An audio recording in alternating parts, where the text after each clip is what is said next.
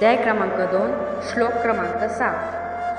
कार्पण्य दोषोपहत स्वभावं पृच्छामि त्वा धर्म समूढचेता यच्छेन्द्र स्नानं निचित ब्रुवीत तन्मे शिष्येस्तशाही मा ब्रवा प्रपन्नम. अर्थातच कोरोनाव्याप्त दैनंदिनमुळे ज्याचा मूळ स्वभाव नाहीसा झाला आहे व धर्माधर्माचा निर्णय करण्याचे विषयी ज्याची बुद्धी असमर्थ आहे असा मी तुम्हाला विचारत आहे की जे साधन खात्रीने कल्याणकारक आहे ते मला सांगा, कारण मी तुमचा शिष्य आहे म्हणून तुम्हाला शरण आलेल्या मला उपदेश करा. श्लोक क्रमांक 8.